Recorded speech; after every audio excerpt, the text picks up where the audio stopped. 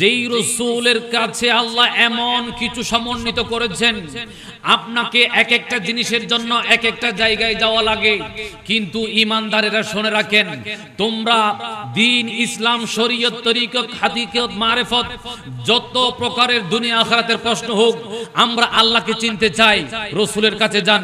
নামাজ শিখতে চাই, রাসূলের কাছে যান। হজ শিখতে চাই, রাসূলের কাছে যান। যাকাত শিখতে চাই, রাসূলের কাছে যান। রোজা শিখতে চাই, রাসূলের কাছে যান। মা বাবার খেদমত শিখতে চাই, রাসূলের কাছে যান। প্রতিবেশীর অধিকার জানতে চাই, রাসূলের কাছে যান। আত্মীয় স্বজনের সেই হক কিভাবে আদায় করব, রাসূলের কাছে যান। আম্মা মালিক শ্রমিকের হক কিভাবে আদায় করবে, শ্রমিক মালিকের হক কিভাবে আদায় করবে, রাজা প্রজার হক কিভাবে আদায় করবে, প্রজা রাজার হক কিভাবে আদায় করবে, স্বামী স্ত্রীর হক, স্ত্রী স্বামীর হক, সন্তান মা বাবার হক, মা বাবা সন্তানের হক। এইভাবে বলতে বলতে একজন মানুষ ব্যক্তিগত, পারিবারিক, সামাজিক, রাজনৈতিক, অর্থনৈতিক, আন্তর্জাতিক, ব্যক্তিগত এবং ঘুম থেকে ওঠা থেকে শুরু করে আবার ঘুমানো পর্যন্ত যত প্রকারের একজন মানুষের চরিত্র হতে পারে, যত প্রকারের একজন মানুষের আদর্শ হতে পারে, ওই আদর্শের মধ্যে যে সমস্ত আদর্শ কল্যাণময়, মঙ্গলজনক, উন্নয়নশীল, এই ধরনের নিশ্চিত শান্তি, উন্নয়ন, উন্নতি যেই আদর্শ আছে, সমস্ত আদর্শগুলো আল্লাহ আমার দয়াল নবীজির মধ্যেই দিয়ে দিয়েছেন। চিৎকার দিয়ে বলুন সুবহানাল্লাহ। জীবনে হবে কি তোমারি দিদার ইয়া রাসূলুল্লাহ,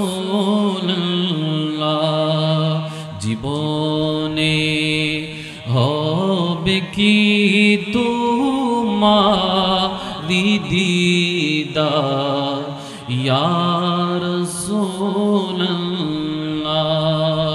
জীবনে হবে কি তোমারি দিদার ইয়া রাসূলুল্লাহ, এ আশায় রয়েছি আমরা গুনাহগার ইয়া রাসূলুল্লাহ, এ আশায় রয়েছি আমরা গুনাহগার ইয়া রাসূলুল্লাহ। আল্লাহুম্মা, সকলেই একই সাথে একই সুরে জবানটা খুলে দিয়ে তেলাওয়াত করি, আউযু বিল্লাহি মিনাশ শাইতানির রাজীম, বিসমিল্লাহির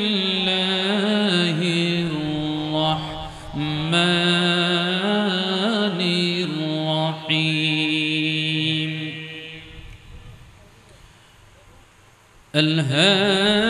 আলহাকুমুত তাকাসুর হাত্তা যুরতুমুল মাকাবির, কাল্লা সাওফা তা'লামুনা থুম্মা কাল্লা সাওফা তা'লামুন।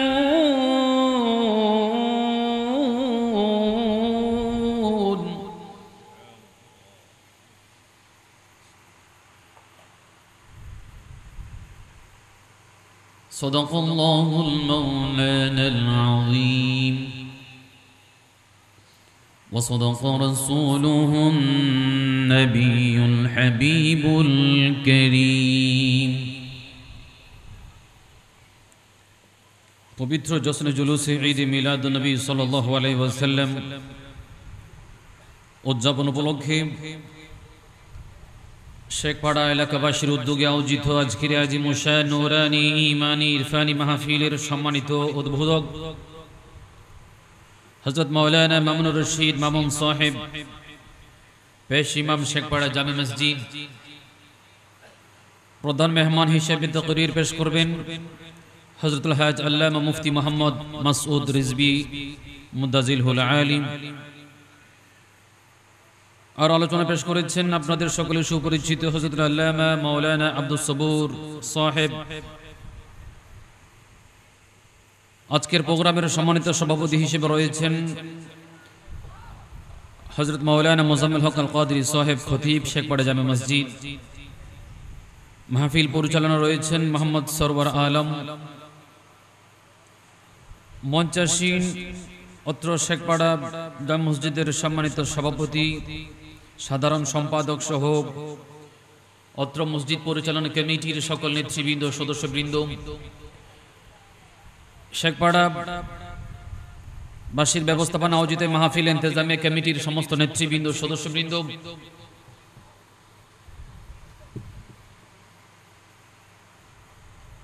মঞ্চাসীন অপরাপর উলামায়ে আহলে সুন্নাহ, উপস্থিত অত্র এলাকার মুরব্বী সমাজ, যুব সমাজ, মাদ্রাসা, স্কুল, কলেজ, বিশ্ববিদ্যালয়ের ছাত্র ভাইয়েরা, বিভিন্ন দূর দূরান্ত থেকে আগত আমন্ত্রিত মেহমানবৃন্দ, আমাদের এলাকা বাড়গুনা থেকে অনেকে এসেছেন দেখছি। দূরে কাছে দাঁড়িয়ে বসে বিভিন্ন অবস্থায় আলোচনা শ্রবণরত, বিশেষত পর্দানসীন নারী সমাজ, মহিলারা, যাদের জন্য আজকের এই দিবস অত্যন্ত দামি। অন্য দিনের মতো অন্যান্য কর্মসূচি পরিহার করে আজকে মাইকের আওয়াজের সাথে নিজের কর্ণকে সম্পৃক্ত রেখে মূল্যবান কথাগুলো শুনে নিজেদের জীবনে পরিবর্তন আনার লক্ষ্যে যারা আলোচনা শ্রবণরত রয়েছেন, নারী সমাজ, মহিলারা, যারা অক্লান্ত পরিশ্রম, ত্যাগ, কষ্ট, শ্রম, সময়, অর্থের মাধ্যমে আজকের এই জান্নাতের বাগান সুসজ্জিত করেছেন, সকলকে আমার অন্তরের অন্তঃস্থল থেকে জানাচ্ছি আন্তরিক শুভেচ্ছা, মোবারকবাদ, ধন্যবাদ। আবার সালাম দিচ্ছি, আসসালামু আলাইকুম ওয়া রাহমাতুল্লাহি ওয়া বারাকাতুহু। আল্লাহ সুবহানাহু ওয়া তাআলা এর আলিশান পাক পবিত্র দরবারে সর্বোচ্চ সংখ্যক কৃতজ্ঞতা শুকর গুজার করি, যেই রব্বে কায়নাত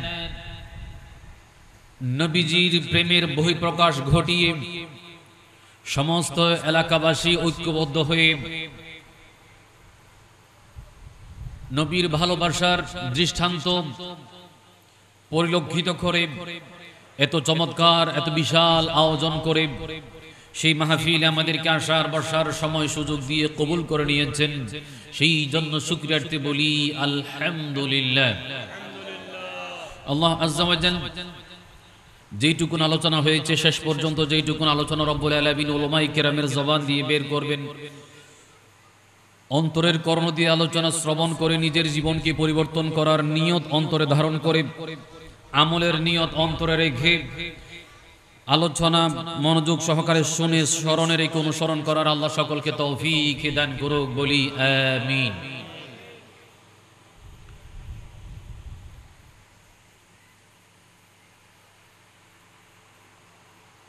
এমন দয়াল নবীজির প্রেম আজকের এই মাহফিল সুসজ্জিত হয়েছে, আমরা সমবেত হয়েছি। যেই দয়াল নবীজিকে রব্বুল আলামিন সর্বোচ্চ মর্যাদা, মাকাম, সম্মান দিয়ে পৃথিবীর জমিনে প্রেরণ করেছেন, হাসরের ময়দানেও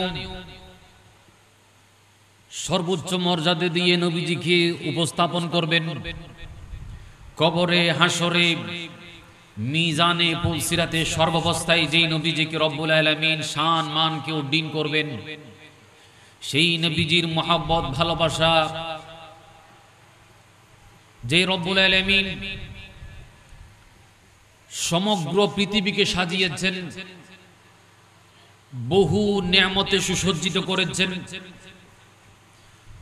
কিন্তু যেই আল্লাহর কালাম, মহাগ্রন্থ আল কোরআন, আসমান, জমিন, পাহাড়, পর্বত, মহাসাগর, কেউ এই কোরআন নিতে পারেনি।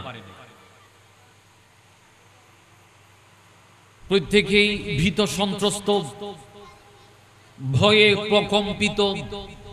আল্লাহর সেই মহান, আল্লাহ যেমন মহান তার কালামও মহান। আল্লাহর সেই মহা গ্রন্থ আল কোরআনকে আমরা কিভাবে ধারণ করব? আমরা হয়তো তার সেই পাওয়ার আমরা সহ্য করতে পারবো না, তার মর্ম অনুধাবন করতে পারবো না, তাকে যথাযথ মর্যাদা হয়তো দিতে পারবো না।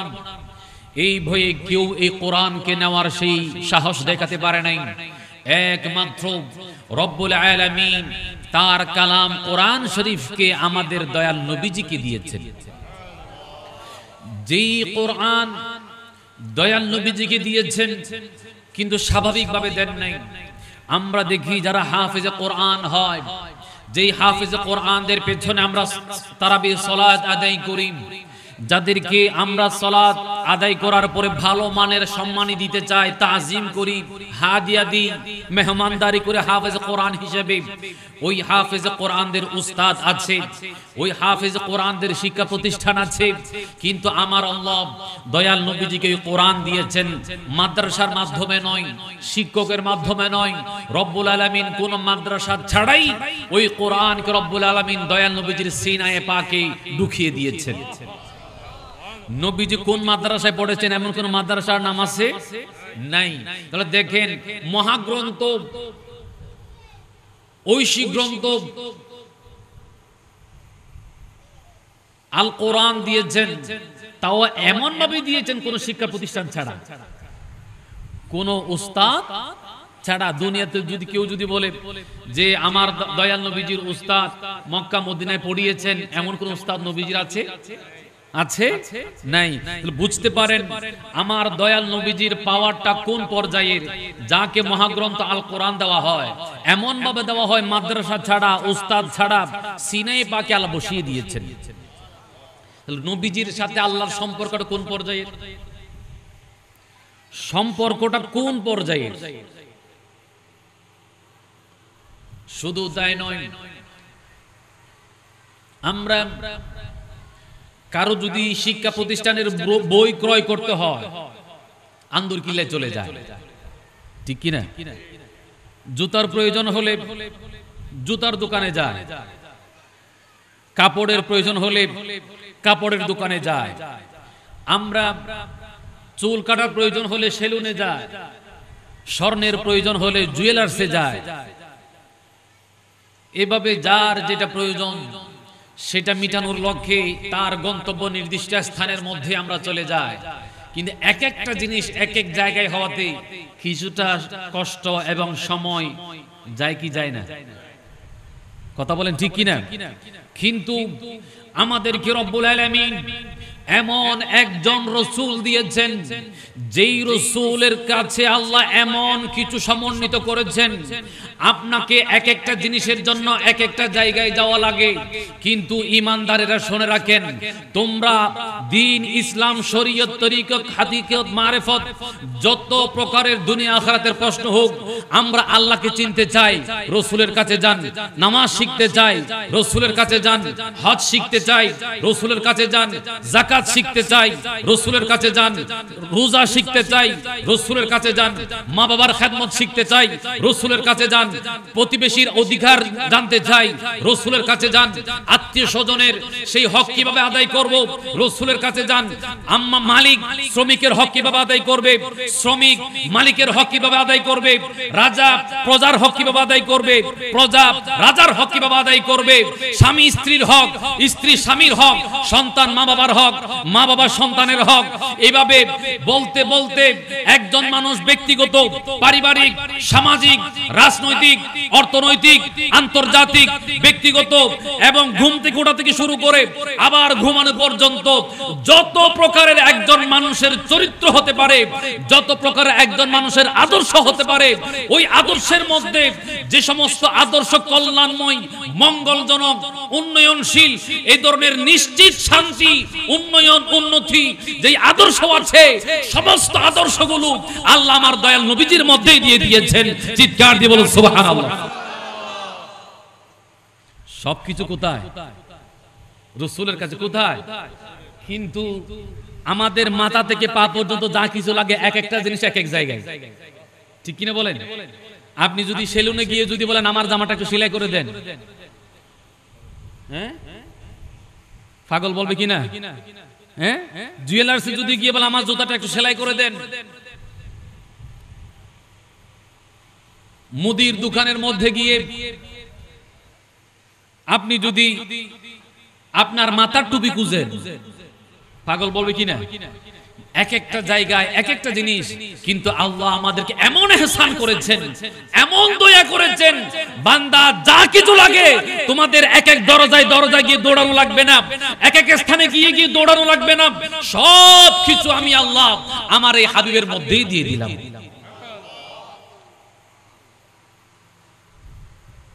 لقد كان لكم في رسول الله أسوة حسنة।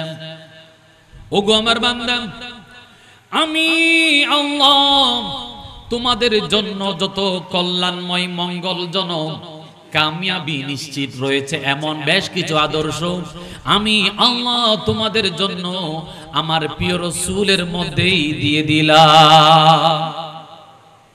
সেই রাসূলকে আমরা চাই কি চাই না? দরকার আছে কি না? আল্লাহ নবীজিকে পাওয়ার সেই তৌফিক দান করুন, জোরে বলি আমিন। নবী নবী করে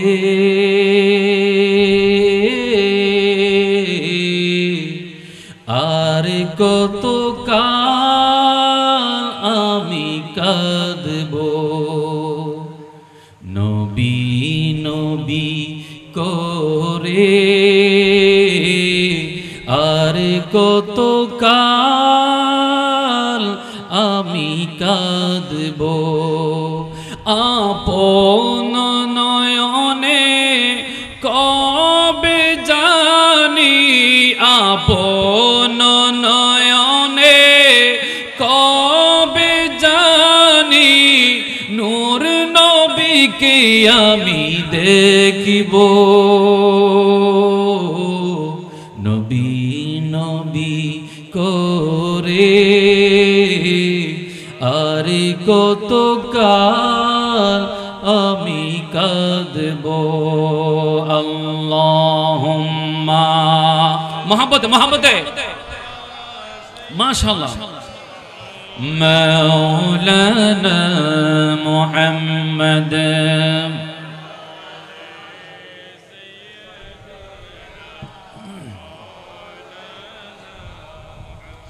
দেখেন আমরা কেমন রাসূল পেয়েছি। আপনি যদি বলেন এগুলো তো দুনিয়ার বাহ্যিক জিনিস, কবর কি হবে সেটা জানতে চাই, রাসূলের কাছে যান। মওত কেমন হবে সেটা জানতে চাই, রাসূলের কাছে যান। হাসর কিভাবে হবে সেটা জানতে চাই, রাসূলের কাছে যান। আমার জান্নাত কেমন সেটা জানতে চাই, জাহান্নাম কেমন সেটা জানতে চাই।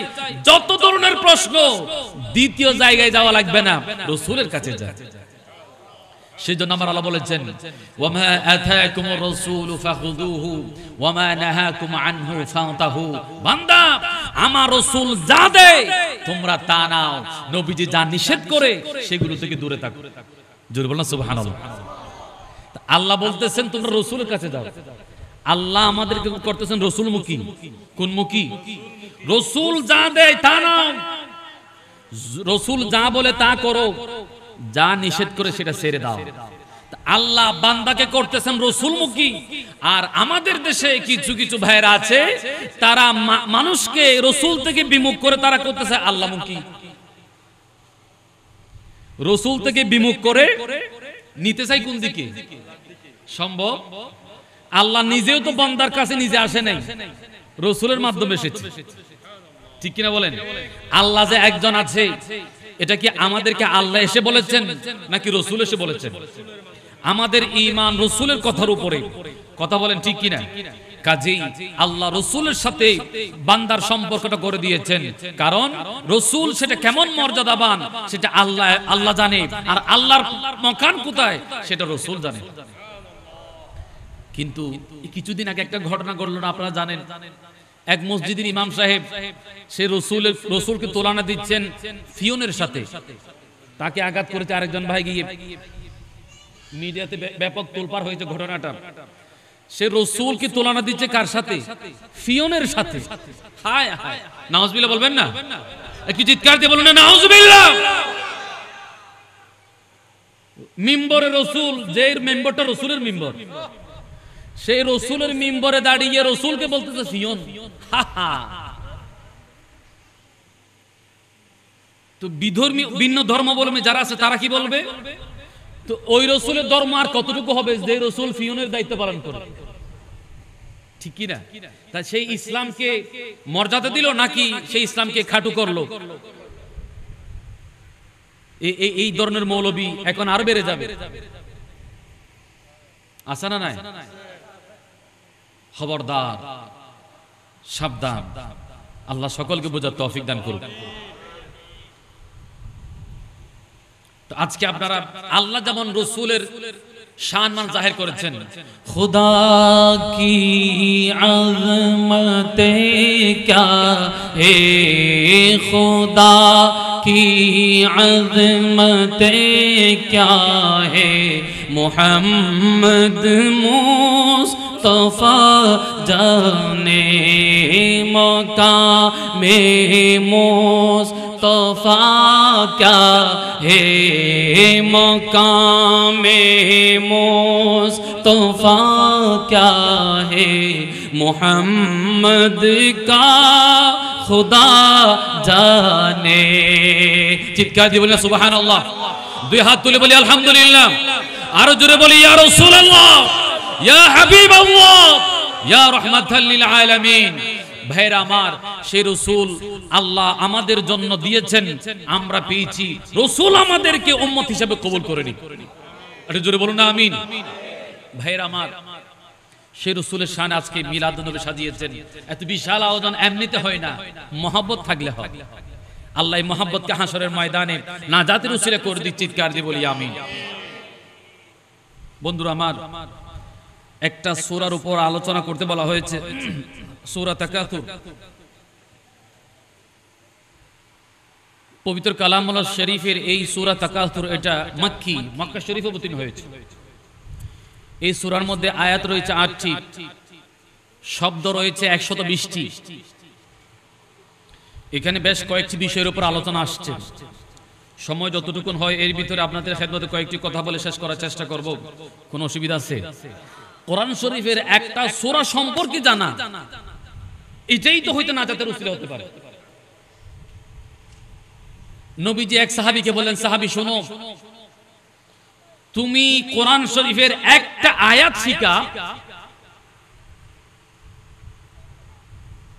১০০ রাকাত নফল নামাজের যে সওয়াব, তার চেয়ে বেশি সওয়াব আল্লাহ তোমার আমলনামায় দিয়ে দিবে। আয়াত কয়টা? একটা। এলমের দাম আছে না নাই? এখন আমাদের কাছে বিরিয়ানির দাম বেশি, এলমের দাম কম, বিরিয়ানির দাম বেশি। এত বিরিয়ানি খায়, আল্লাহ খাওয়ায়, এরপরেও সে তার দিকে আকর্ষণ। মাহফিলে যেই পরিমাণ শ্রোতা থাকে, যখন ইয়া নবী সালাম আলাইকা বলা হয় তখন এর সেই 2 গুণ, মুনাজাতের পরে দেখা যায় 3 থেকে 4 গুণ। ঠিক কিনা বলেন?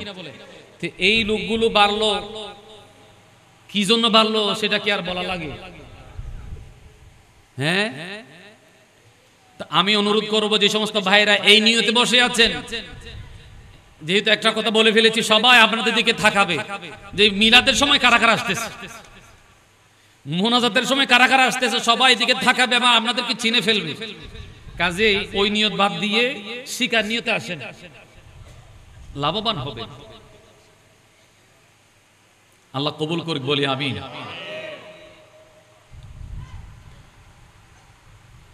আল্লাহ রাব্বুল আলামিন ইরশাদ করলেন, অত্যন্ত গুরুত্বপূর্ণ সূরা।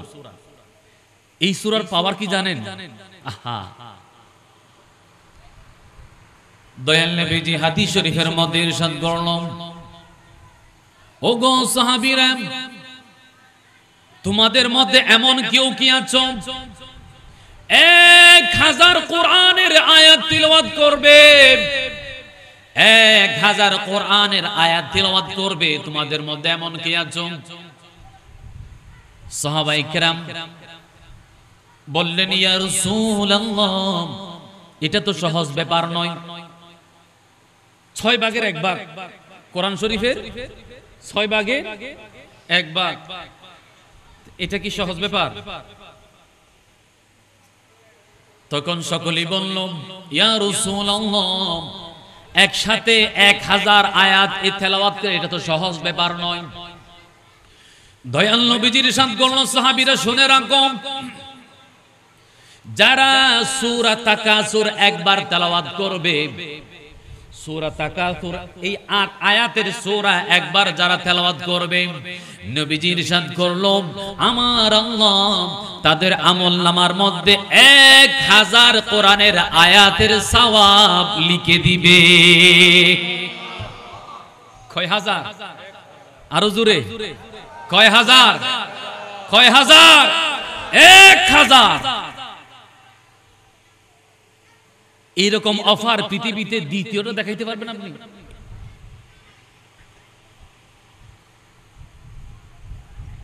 8 টিয়া দিয়ে রে 1000 টিয়ার মাল দি বুঝে হটিয়া 8 টিয়া দিয়ে রে 1000 টিয়ার মাল দি বুঝে। পৃথিবীতে এলে কোন কোম্পানি আছে না দিতে পারিব না? কিন্তু নবীজি যাতে জবান মুবারক দিয়ে বাইর করে দিই, আল্লাহ দিবেলে প্রস্তুত কি জোর হন সুবহানাল্লাহ। রাসূল জবানে দি বাড়ি দে মুজিজা মেরে নবী কা কহ দিয়া তো হো গয়া, কহ দিয়া তো हो गया, कह दिया तो हो गया, मुअजिज़ा मेरे नबी का कह दिया तो हो गया। যাদেরকে জান্নাতি বলেছেন জান্নাতি হয়ে গিয়েছে, চাঁদ 2 টুকরা হতে বলেছেন 2 টুকরা হয়ে গিয়েছে, সূর্য উঠতে বলেছেন উদয় হয়ে গিয়েছে, গাছকে চলে যেতে বলেছেন চলে গিয়েছে, গাছতে আসতে বলেছেন এসে গিয়েছে, রোগ থেকে মুক্তির দোয়া করেছেন রোগ থেকে মুক্তি হয়েছে, বৃষ্টি নাই বৃষ্টির কথা বলেছেন বৃষ্টি চলে এসেছে। মুজিজা মেরে নবী কা কহ দিয়া তো হো গয়া। দুর্বল সুবহানাল্লাহ। আমার নবীজি বলবে, বাস্তবায়ন করে দিবে কে? আর জোরে বলুন, করে দিবে কে? আমার রাসূল যদি বলে আমাদেরকে শেখ ফরার অমুক সাহেব জান্নাতি, জান্নাতি করে দিবে কে? আর জোরে বলুন, করে দিবে কে? সেজন্য রাসূলকে রাজি করার চেষ্টা করেন, মহব্বত করার চেষ্টা করেন। সূরা পড়বেন একটা, সওয়াব পড়বেন কয় হাজারে? মনে থাকবে নি? ইবে তো যথেষ্ট, উগ্র হাদিস শরীফ ইবে তো যথেষ্ট। মাহফিল কামিয়াব এই উগ্রশীগণ, যারা মুখস্থ নাই মুখস্থ করিবে। এখন বাজে জানি বেলা হত রাস্তা আছে ওইতারে নি, অনেক ইউটিউবে ঢুকন সূরা তাকাসুর, সূরা তাকাসুর তেলাওয়াত লিহি 4 জন ওমার আমা হত বড় বড় কারি সাবাকল বইতে কোন শিখে বেলাই, হত বিশাল বিশাল কারি সাবাকল অনর সূরা তাকাসুর শিখে বুঝে। কেন মজা পাল্লা ই আর তো বাজে নিজরে নজি নসিনি। দয়াল নবীজি আমাদের মকান কোন দিকে সেটা বুঝিয়ে দিচ্ছেন। নবীজি ইরশাদ করলেন, একজন মালিক সে ডিক্লার দিল ফজর থেকে জোহর পর্যন্ত এমন কে আছো শ্রম দিবে, তাকে আমি 1 দিরহাম দেব। একজন ইহুদি দাঁড়ালো, সকাল থেকে জোহর পর্যন্ত আমি কাজ করব। কাজ করলেন, 1 দিরহাম দিয়ে বিদায় করলাম। নবীজি এরপরে বললেন, মালিক আবার বলল জোহর থেকে আসর পর্যন্ত এমন কে আছো কাজ করবে। একজন নাসারা দাঁড়ালো, তিনি বললেন আমি করব। তিনিও জোহর থেকে আসর পর্যন্ত কাজ করলে 1 দিরহাম দিল।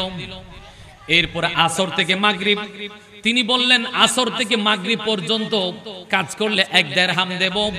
তখন মুসলমান ওই কাজ করলো, আসর থেকে মাগরিব সময় বেশি কোনটা? জোহর, ফজর থেকে জোহর, জোহর থেকে আসর, নাকি আসর থেকে মাগরিব? ফজর থেকে জোহর। লম্বা সময় কাজ করলো, পাইলো কয় দিরহাম? জোহর থেকে আসর লম্বা সময় কাজ করলো, পাইলো কত দিরহাম? আসর থেকে মাগরিব সময় বেশ না কম? তো কম সময় কাজ করেছে কিন্তু পারিশ্রমিক বরাবর, পারিশ্রমিক বরাবর। নবীজি বললেন এটাই হলো আমার উম্মতের দৃষ্টান্ত। এই আসর থেকে মাগরিব অল্প সময় কাজ করবে আমার উম্মত, কিন্তু পারিশ্রমিক আল্লাহ বরাবর দিয়ে দিবেন। আমাদের দাম আছে না নাই? আছে না নাই? আহা, সেজন্য রাসূলের উম্মত অনেক দামি নিয়ামত, রাসূলের উম্মত অনেক বড় দামি নিয়ামত, আমরা চিনতে পারি নাই। আল্লাহ বুঝার তৌফিক দান করুন। সূরা তাকাসুরের মর্যাদা কি জিনিস বুঝতে পারছেন? এটা ফজিলত। বিসমিল্লাহির রহমানির রহিম। আলহাকুমুত তাকাসুর হাত্তা যুরতুমুল মাকাবির। আলহাকুমুত তাকাসুর, কাসরাত, জিয়াদা, বেশি, ব্যাপক, মানুষের প্রাচুর্য, প্রচুর পরিমাণ অবৈধ পথে সম্পদ সঞ্চয় করার জন্য মানুষ অলস হয়ে আছে। বেশি পরিমাণ সম্পদ সঞ্চয় করার জন্য প্রাচুর্য, ব্যাপক সম্পদ সঞ্চয় করার এই মন মানসিকতা নিয়ে মানুষ এত ব্যস্ত হয়েছে, তারা আল্লাহ থেকে, পরকাল থেকে মানুষ গাফেল, অলস হয়েছে। তাদের দৌড়াদৌড়ি, চেষ্টা কোন দিকে? সম্পদের দিকে। বলেন না কোন দিকে? একটু জোরে বলেন, একটু আওয়াজ দিয়ে বলেন। সবাই বলেন নাই? মানুষের চিন্তা, চেতনা, চেষ্টা, দৌড়াদৌড়ি, প্রতিযোগিতা কোন দিকে? সম্পদের দিকে। আমার আল্লাহ বললেন মানুষ সম্পদমুখী, যার ফলে সে পরকাল থেকে বিমুখ হয়েছে, আমি আল্লাহ থেকে হিসাব নিকাশ দেওয়া থেকে বিমুখ হয়েছে। অবৈধ রাস্তায় সম্পদ সঞ্চয় করার, ওই যে ভাই যে কথা বলেছেন জুয়া আছে না নাই? ইয়ার রাইতে রাইতে আঙ্গুল ফুলি কলা গাছ, রাইতে রাইতে মালদারে যদি সাথ দিলে হুদু আছে না নাই? একবার ডাস্টবিন সার্ভিস। ইন আল্লাহ রাসূল 1500 বছর আগে হইরে কি দেখো তাই নিয়ে আল্লাহ বললেন মানুষ অবৈধ রাস্তায় সম্পদশালী হওয়ার জন্য দৌড়াদৌড়ি করবে, প্রতিযোগিতায় নামবে। আখিরাত থেকে ওই সম্পদের যে হিসাব দিতে হবে, আমি আল্লাহর কাছে আসতে হবে। হাসরের ময়দান যে কায়েম হবে, সেটা থেকে মানুষ বিমুখ হবে। আলহাকুমুত তাকাসুর। ইয়েন এই আয়াতি বা আরাত দেশের মধ্যে বরাবর ফিট না আনফিট? জোরে হন না। সম্পদ গইতে গইতে গইতে গইতে বাসারে ব্যাংক বানাই, বাসার কি বানাই দিয়ে ব্যাংক বানাই, বানাই না বানাই? কোটি কোটি, শত কোটি, হাজার কোটি, কত গরব ছড়িয়ে কি রে? শুধু গরব নয়, হতে ব্যাংক তো আছে, হতে ব্যাংক তো নয়, হতে বিদেশে তো আছে, হদু আছে, নিজেও হই না পারে, শুধু তাল মারার দে। হতে পাহাড়েও অমুক সাহেবের সম্পদের পাহাড়, পত্রিকা হেডলাইন, পাহাড়েও সম্পদের পাহাড়। আকি মিশত হইতি নিয়া বানা হইলাম না হন। আচ্ছা এই সম্পদ ইয়া বেগুনের বাসে থাকছি না, খবর জম ফুজি না, বোধ কিয়েতে বোধ কিয়েতে খবর জম ফুজি, বোধ কিয়েতে লুকিতাম ফুজি, বোধ কিয়েতে দেশারাম ফুজি। তাহলে বুঝো যাতে এই সম্পদের ফিসদি দূরলে হন লাভ নাই, এনে দূর থারিবে যে এলে বড় বড় সম্পদশালী ইয়া কুলুক মারি আছে যে লুকিতে কি দিলে আসে না নাই? তাহলে শিক্ষালন বাজি অবৈধ রাস্তার মধ্যে সম্পদশালীয়ন এটা হলো ক্রেডিট নাই, সম্মান নাই।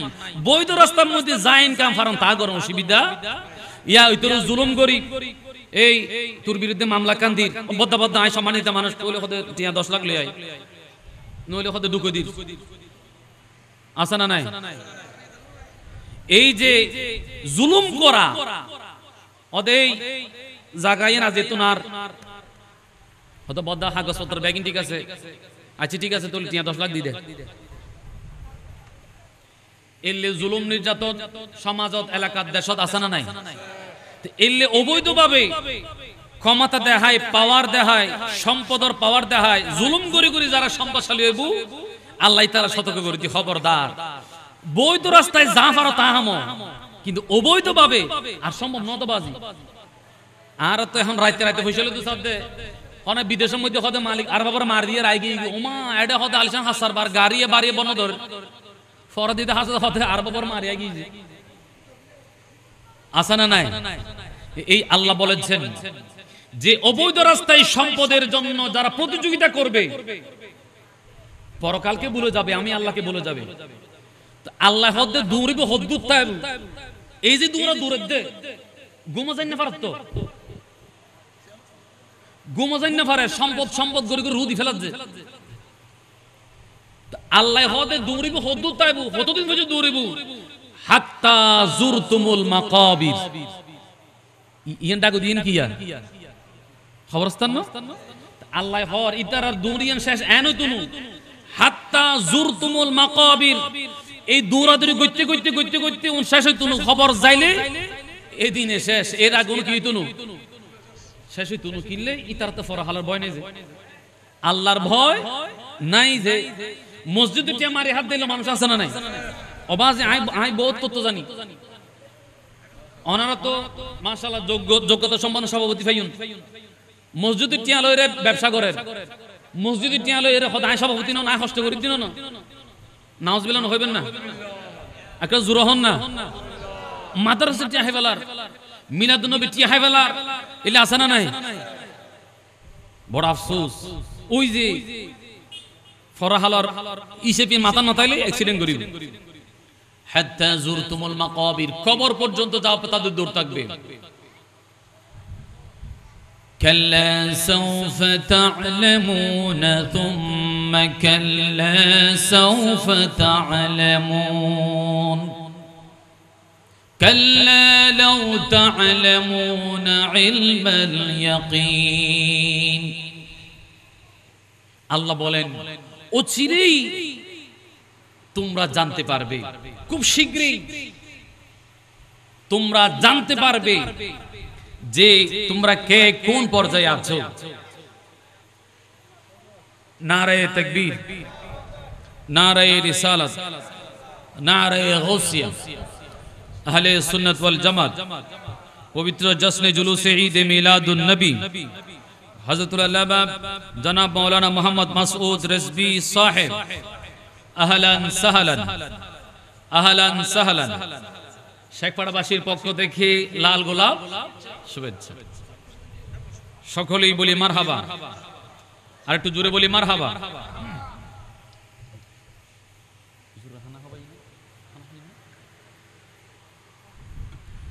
আল্লাহ হুজুরের তাশরীফ আওয়ারকে কবুল করুন, একটু জোরে বলুন। আল্লাহ বললেন অচিরেই তোমরা জানতে পারবে। কখন? যখন মানুষ মৃত্যু সজ্জায় যখন আসবে, সাকরাতুল মউত যখন শুরু হবে, তখন মানুষ জানতে পারবে সে তার হাল হাকিকত কি, তার পজিশন কি, তার অবস্থান কোথায়, সে কি করেছে, তার পরকালটা কেমন হবে। মৃত্যু সজ্জায় তখন সে বুঝে ফেলতে পারবে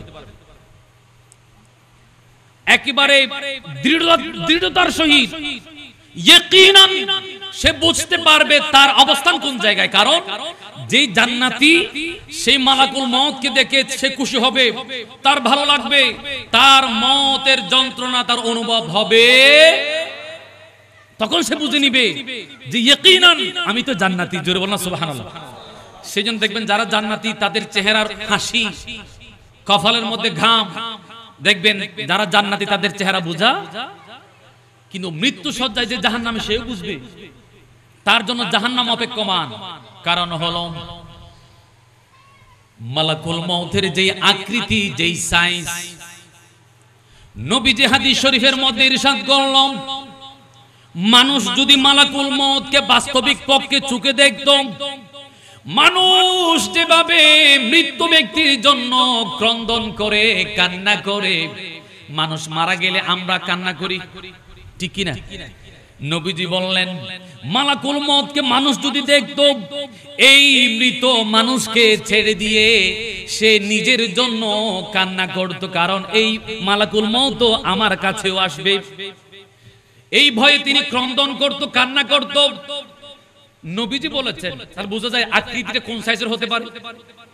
আচ্ছা আমি আরেকটু বুঝাই, আমরা তো মনে করি অনেকে মওতকে ভুলে গেছে, মওতের কথা মনে থাকলে জুলুম করতে পারে, চুরি ডাকাতি করতে পারে, মদ জুয়া করতে পারে, এই মওতের কথা ভুলে গিয়েছে বলে এই কাজগুলো করে। বন্ধুরা আমার, আচ্ছা পানি, বন্যা, মহাসাগর আছে না নাই? কত পানি, কিন্তু নবীজি বললেন সমগ্র পানি যদি মালাকুল মউতের উপর যদি ছেড়ে দেওয়া হয়, এক ফোঁটা পানিও বাহিরে পড়বে না। আল্লাহু আকবার বলবেন না? একটু জোরে বলেন না, কথাটা বুঝেন নাই? সমস্ত পানি যদি মালাকুল মউতের উপরে দেওয়া হয়, এক ফোঁটা পানিও বাহিরে, সাইজটা কত চিন্তা করেন এবার।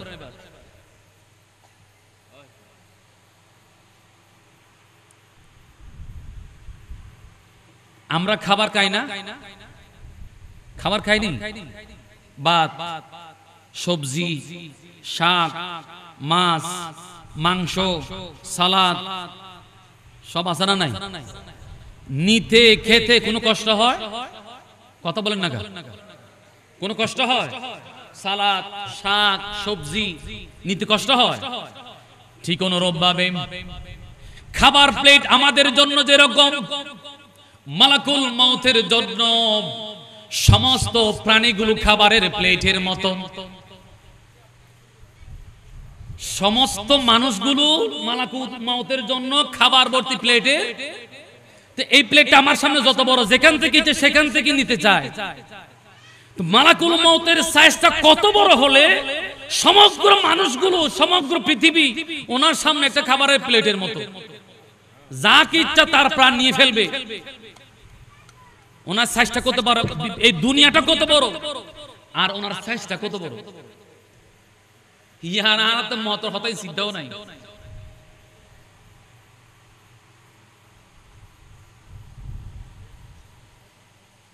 হাই রে হাই রে, বন্ধুরা আমার, তাহলে মত আসলেই মানুষ বুঝে নিবে আমি জান্নাতি না জাহান্নামী। আর ওই স্টেপটাই দুনিয়ার শেষ এবং আখিরাতের শুরু। মত দিয়ে দুনিয়ার হায়াত শেষ হয়, আখিরাতের হায়াত শুরু হয়।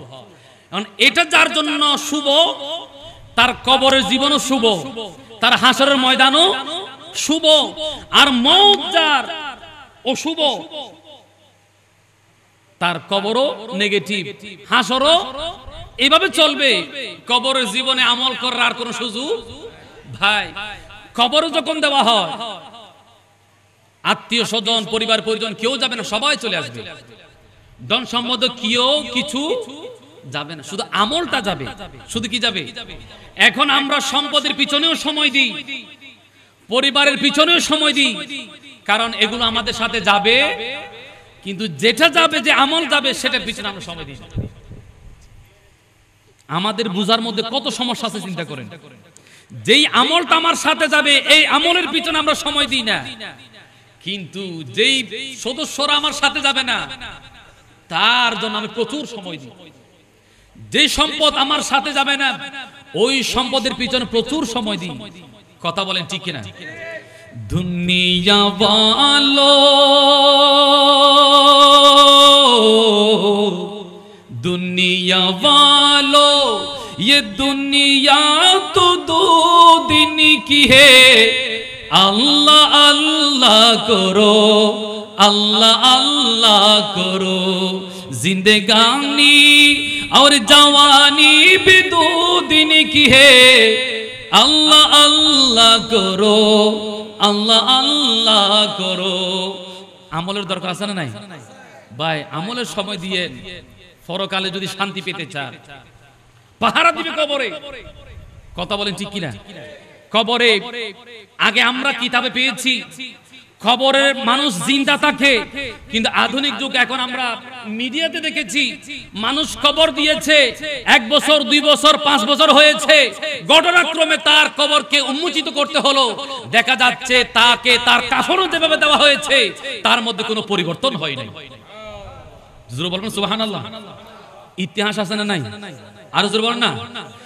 जमीन मैली नहीं होती, ज़मन मैला नहीं होता, मोहम्मद के गुलामों का कफन मैला नहीं होता, ज़मीं मैली नहीं होती, ज़मन मैला नहीं होता, मोहम्मद के गुलामों का कफन मैला नहीं होता। सलातुनिया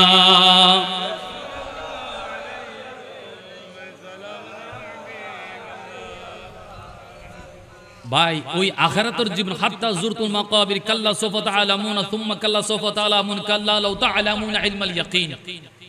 দৃঢ়তার সহিত মানুষ জানবে কবরে যখন যাবে, এইদিকে মদের গুনাহ, এদিকে জুয়ার গুনাহ, এদিকে মিথ্যার গুনাহ, এখানে গীবতের গুনাহ সব ঘেরোয়া দিয়ে থাকবে।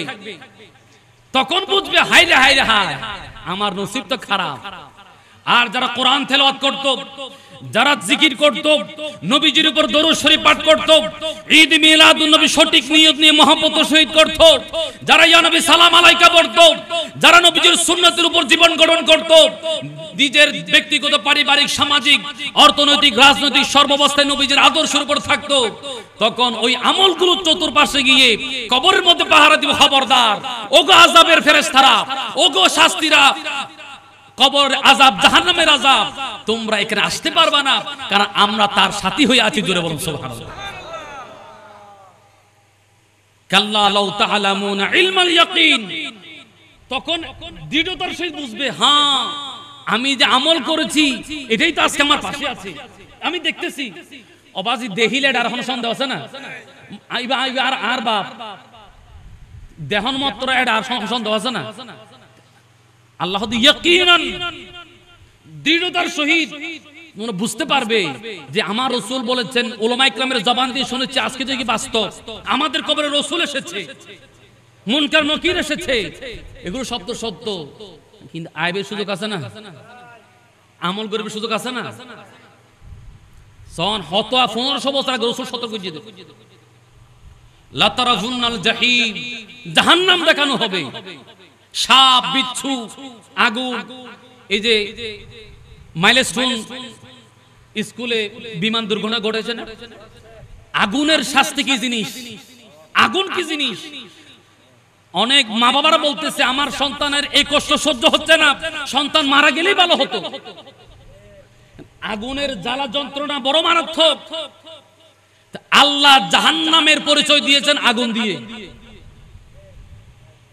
আমরা রমজান কি বলি, আল্লাহুম্মা ইন্না নাসআলুকাল জান্নাতা ওয়া নাউযু বিকা মিনান নার। মিনান নার, আল্লাহ আগুন থেকে ফানা চায়। জাহান্নাম কি দিয়ে, আগুন কি দিয়ে। ভাই আগুন তো দেখতেছেন, তাহলে জাহান্নামকে কেন ভয় পাচ্ছেন না?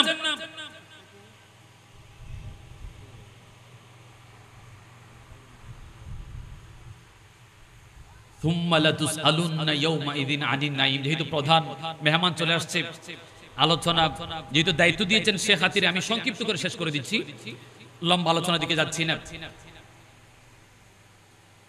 যে তোমাদেরকে যত নিয়ামত দেওয়া হয়েছে সমস্ত নিয়ামত সম্পর্কে প্রশ্ন করা হবে।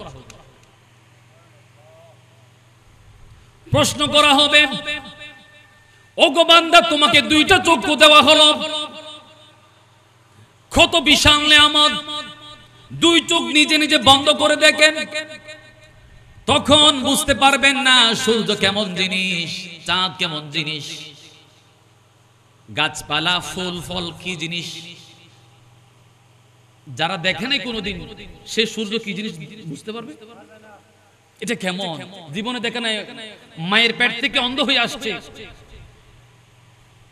সূর্য কেমন, চাঁদ কেমন, গাছ কেমন, মসজিদ কেমন, মাদ্রাসা কেমন, টাইলস কেমন, মাইক কেমন, সে বুঝবে? কিন্তু এই চোখ কত বড় নিয়ামত, আমরা পাওয়ার পরেও আল্লাহ যা কিছু দেখতে বলেছেন সেগুলো দেখি না, যা কিছু দেখতে নিষেধ করেছেন সেগুলো দেখি। কথা বলেন ঠিক কিনা?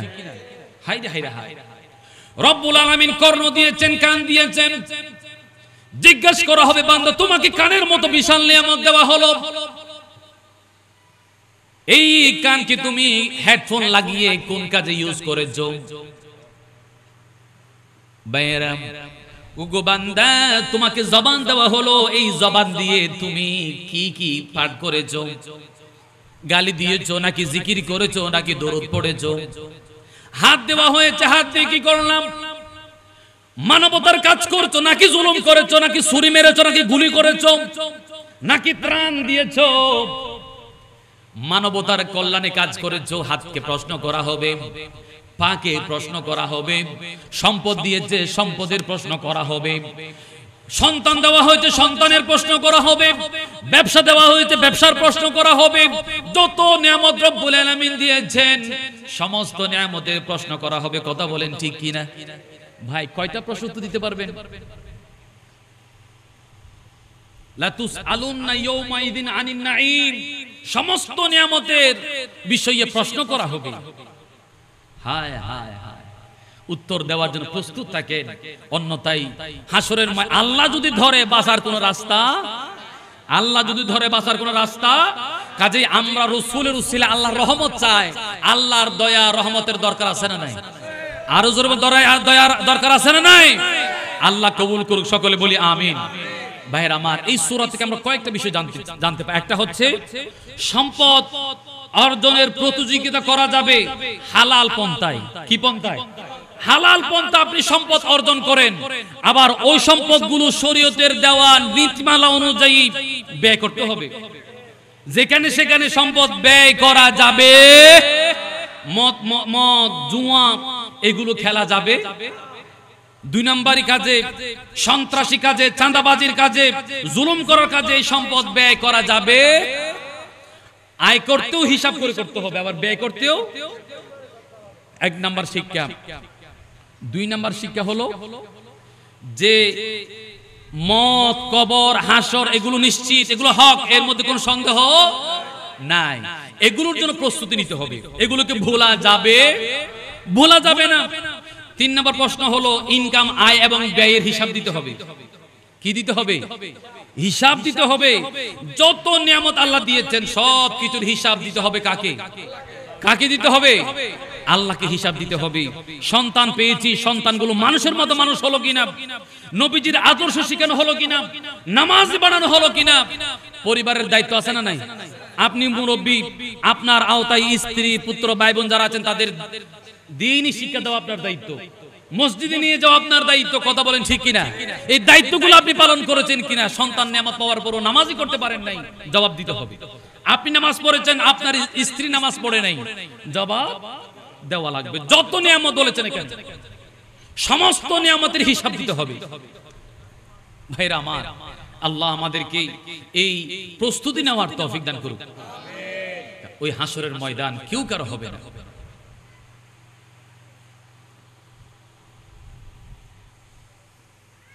সর্বোপরি আরেকটা বিষয় বলা হয়েছে, সেটা কি ছিল জানো?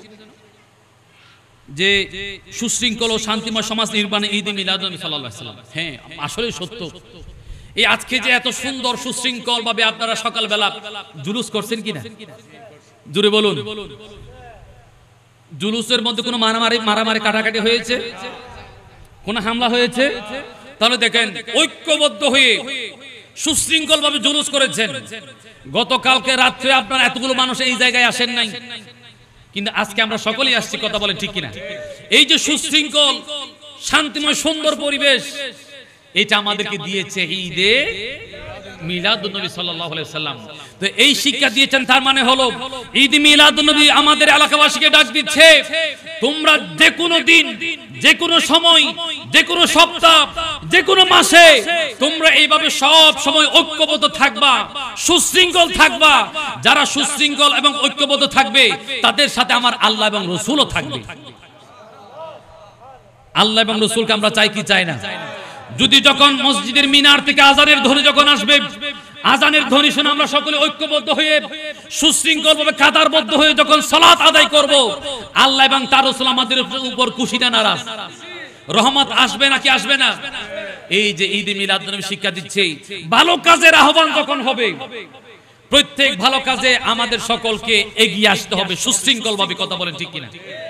আর অন্যায়, অপরাধ, শরীর বিরোধী, জুলুম, নির্যাতন, মিথ্যার যত কাজ আছে, অমানবিক, অকল্যাণকর, চুরি, ডাকাতি, জেনা, ব্যভিচার, মদ, জুয়া, সেগুলোর বিরুদ্ধে আমরা ঐক্যবদ্ধ হয়ে দাঁড়াবো, কথা বলেন ঠিক কিনা? ওই সকলে যদি এক যুগে দাঁড়িয়ে যায়, এলাকার মধ্যে মদদি থাকতে পারে, জুয়াটি থাকতে পারে? কখনো না। আল্লাহ আমাদেরকে এই মিলাদুন্নবীর শিক্ষা নিয়ে সুশৃঙ্খল সমাজ ঐক্যবদ্ধ হয়ে এই শিক্ষাটা আমাদেরকে ধারণ করে রাখতে হবে। ভালো কাজের আহ্বান যখন আসবে, সকলেই যার যা কিছু আছে সব কিছু নিয়ে ঝাঁপিয়ে পড়বেন। আর অন্যায়, জুলুম, নির্যাতন যেখানে দেখবেন, সকলেই এক যুগে দাঁড়িয়ে যাবেন, দেখবেন সেখানে আল্লাহর রহমত আসবে, কথা বলেন ঠিক কিনা? এবং এইভাবে এই মাহফিল যদি না হতো, আমি আসতাম না, আপনারাও কেউ আসতেন না। তাহলে যারা যারা এই মাহফিলকে সাজিয়েছেন, কষ্ট করেছেন, কেউ সময় দিয়েছেন, কেউ শক্তি দিয়েছেন, কেউ শ্রম দিয়েছেন, কেউ পরামর্শ দিয়েছেন, কেউ টাকা পয়সা দিয়েছেন, লাভ না ক্ষতি? লাভ আছে না নাই? আগামীতে এই ধরনের প্রোগ্রামের দরকার আছে না নাই? আল্লাহ এইভাবে ভালো কাজে সকলকে এগিয়ে আসার তৌফিক দান করুক। সর্বোপরি আমাদেরকে নবীজির দিদার নসিব করুক। এই মাহফিলের উসিলায় যে নবীজির দিদার হলে জান্নাত ওয়াজিব হয়, জাহান্নাম হারাম হয়ে যায়, সেই নবীজির দিদার আমাদের সকলকে আল্লাহ নসিব করুক। ও প্যারা নবী আল আরবি, দেখা দাও আমায়, তোমার প্রেমে বসে আছি পাপিও বাগায়। ও দয়াল নবী, দয়া দিয়ে হৃদয় জুড়ে দাও। ও প্যারা নবী, দেখা দাও আমায়। ও প্যারা নবী, দেখা দাও আমায়। আল্লাহ সকলকে নবীজির দিদার নসিব করুন। যা করেন নিয়তটা ঠিক করবেন, কাউকে দেখানোর জন্য নয়, সুনাম অর্জনের জন্য নয়, সেরা হওয়ার জন্য নয়। মহব্বতটা, নিয়তটা রাখবেন রাসূলের দিকে, আল্লাহর দিকে, খালেস নিয়ত রাখবেন, তখন যথাযথ পুরস্কার পাবেন। নিয়তের মধ্যে যদি সমস্যা থাকে, তাহলে পাওয়ার মধ্যেও সমস্যা থাকবে। নিয়তটাকে এবার ক্লিয়ার রাখবেন, রিয়ার, লৌকিকতার কোনো প্রয়োজন নাই। খালেস নিয়ত রাখবেন, সালাত আদায় করবেন। যাদের মা বাবা জীবিত আছে, সর্বাত্মক চেষ্টা চালিয়ে খেদমত করবেন। মুরব্বী সমাজ যারা আছে, বয়স হয়েছে বলে পাত্তা দিবেন এমনটা নয়, তাদেরকে শ্রদ্ধা করবেন, তাদেরকে সহযোগিতা করবেন। যারা সমবয়সী আছে তাদের প্রতি সহমর্মিতা, ভালো ভ্রাতৃত্ববোধ বজায় রাখবেন। ছোট বাচ্চা যারা, তাদেরকে স্নেহ করবেন। মসজিদ, মাদ্রাসা, মাজার, খানকা যা যা আছে সেগুলোর দিকে সুদৃষ্টি রাখবেন। বিশেষ করে বাতিল ফিরকা থেকে দূরে থাকবেন। যারা রাসূলের শানের উপর আঘাত করে, আউলিয়া ইকরামের বিরুদ্ধে কথা বলে, ঈদ মিলাদুন্নবীর বিরুদ্ধে কথা বলে, তাদের বিষয়ে সতর্ক এবং সজাগ থাকবেন। রাজি আছেন কিনা? রাজি আছেন তো? আল্লাহ আজকের প্রোগ্রামকে কবুল আর মঞ্জুর করুক। আর একটু জোরে বলুন না। আমি তো সব সময় আসি, ইনশাআল্লাহ সামনে আরো থাকবো। আমাদের প্রধান মেহমান যিনি আসছেন, ওনাদেরকে পাওয়া খুব কঠিন। তা আজকে যেহেতু উনি আসছেন, মন ভরে উনি আলোচনা করবেন, আপনারাও অন্তর খুলে আলোচনা শুনবেন। আল্লাহ ওনার হাজিরি এবং ইন্তজামকে কবুল করুন। ওয়া মা আলাইনা ইল্লাল বালাগ। আসসালামু আলাইকুম ওয়া রাহমাতুল্লাহি ওয়া বারাকাতুহু।